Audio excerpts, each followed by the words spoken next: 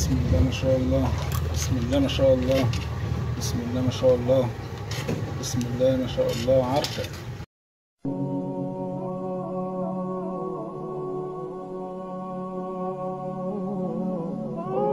السلام عليكم، معاكم اخوكم ايمن عرفة.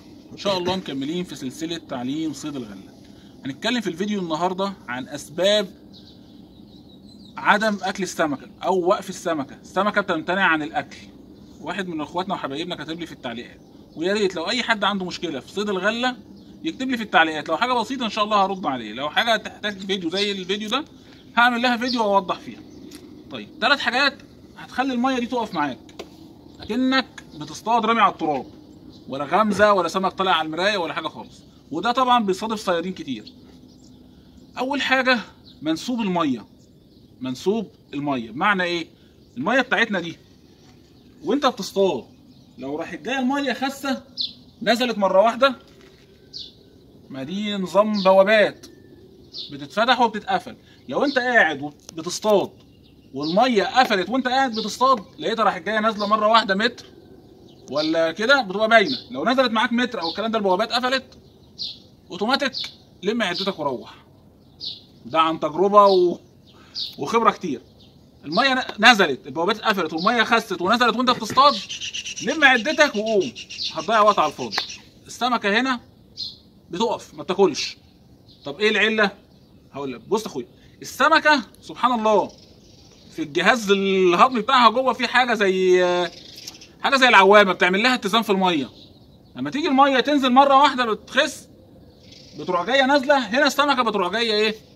حصل لها مشكله في عدم اتزان، تروح جايه واقفه معاك ما تاكلش، تقعد في حاله من عدم الاتزان دي. ممكن بقى كل ميه على حسب، يعني ممكن تقعد يومين 3 على حسب كل ميه. يبتدي السمكه في الميه تاخد وضع النزول ده وتستقر، الاتزان بتاعها يستقر، هتاكل معاك على الميه الخاسه، بس هتقعد ممنعه معاك من يومين ل3 ل4 على حسب كل ميه. وده حصل معايا لسه من يومين. جيت طلعت يوم الجمعه اللي فاتت كانت الميه لسه مقفوله، الله اعلم بقى الخميس بالليل او الجمعه الصبح، جيت لقيت الميه كانت لسه نازله. ما شفتش ديلها، ما خدتش ولا سمكه والله، بس انا شفتها عرفت ما خدتش ولا سمكه. وتاني يوم اخونا وحبيبنا محمد قلت له ما تطلعش، مش هتاخد حاجه عشان الميه لسه مقفوله. ما سمعش كلامي وطلع. تضحك فعلا. طلع ما شافش ديلها برضه، ما خدش حاجه. والنهارده على الله، يعني ممكن تاكل وممكن لا، بس اللي انا بقول لك عليه ده واقع. قاعد بتصطاد لقيت الميه خست مره واحده، نصيحه من اخوك لم عدتك وقوم، عشان هتروح جايه صايمه اكنك رامي على التراب. لكن وانت بتصطاد برضه كمل المعلومه، لو الميه عليت عليك ده خير. الميه لما تعلى وانت قاعد بتصطاد لا، دي هتدخل عليك سمكه وهتبقى فرصتك في الصيد اكبر. لكن لو خست وانت بتصطاد لم عدتك وقوم، ويا ريت ما تجيش على المصيد بتاعك، سيبه يومين 3 على حسب بقى انت خبرتك والممارسه معاه. ممكن بقى بيقعد يومين 3 4 على حسب كل ميه ويبقى ليها ظروف. انت لما بتقعد تصطاد عليها على طول بتحفظها. دي اول نقطه. تاني سبب درجه حراره الميه. درجه حراره الميه ليها درجه حراره. لو درجه الحراره ارتفعت الاكسجين في الميه بيقل. الاكسجين في الميه بيقل، فهنا السمك تلاقيه طالع ايه؟ زي ما انت بتشوف ناس تطلع يقول لك سمك كتير على وش الميه ومفيش حاجه واكله ما بتاكلش. هنا السمكه الاكسجين ضعيف فيطلع بيتنفس، فهو بيبقى قدام خيارين، اكل ولا اتنفس؟ فطبعا اتنفس. في الحاله دي ايه؟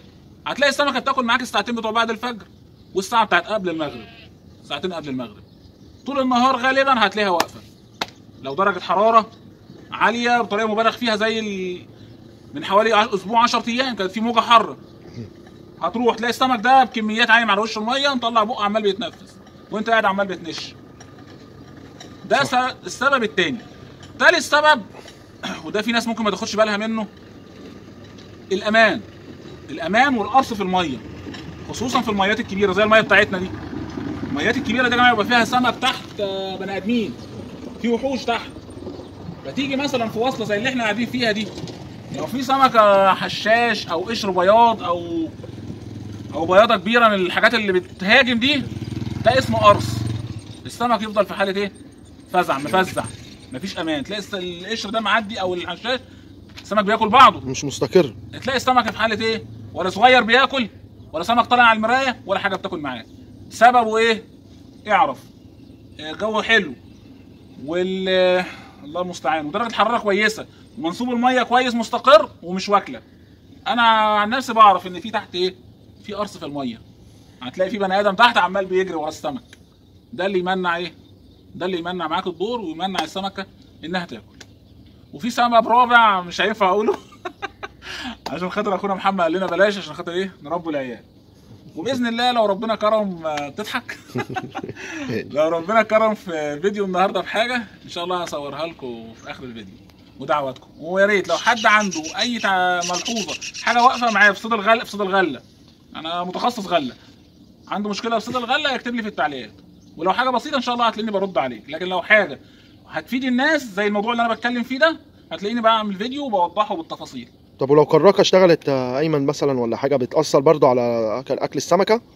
لا هتاثر، وهتخلي السمكه تاكل بطيئه. بطيئه. بطيئه، لكن لو قعدت تزفر غله كتير هتشتغل. تشتغل معاك. تمام. بتكلم ان انت هتطلع، هيصادفك ايام بترمي تتنقل اقصى الميه كلها، ما في اكنك رامي على التراب. ما فيش. فعلا صح. فالثلاث اسباب دول لو موجودين شكرا، تمام، مش هتاخد حاجه. والميه لو بارده برضو يعني في درجه برودتها عاليه برضو ما تاكلش السمك؟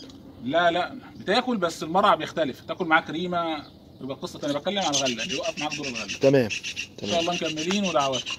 ما شاء الله يا جماعه، اول سمك واخدين بالكم؟ شليت اهو معلقه. السمكه مناعه مش واكله. هنا مش هتروح معلش تنفض تقول للوليه خدتش حاجه. شغل دماغك، اعمل لك جوز شلتين جنب بعض، واللص اللي طالع يسرق المرايه ده تجيبه عافيه، تجيبه من قفاه، المجرم عتيد الاجرام ده. ان شاء الله بس ايه، تخش على المرايه بقلب كده، وهفرجك هعمل فيهم ايه المجرمين دول. دعواتكم. بصوا يا جماعه المنظر ده اللي انا بقول لكم عليه. ده صياد قاعد قصادي، قاعد القعده. بصوا واخدين بالكم قاعد ازاي؟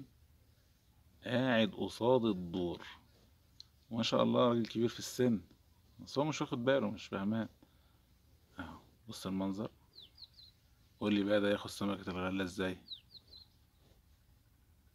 اكبر غلط. هيفضل قاعد في الشمس معذب نفسه ولا هيشوف ديلها. الشغل يا جماعة مش صيد خلاص كده، لا. بص المنظر اهو انا عامل زوم مقربه عشان افهمك. دي قاعدة غلط 1000000%. احذر تقعد القعدة دي وانت بتصطاد غلة.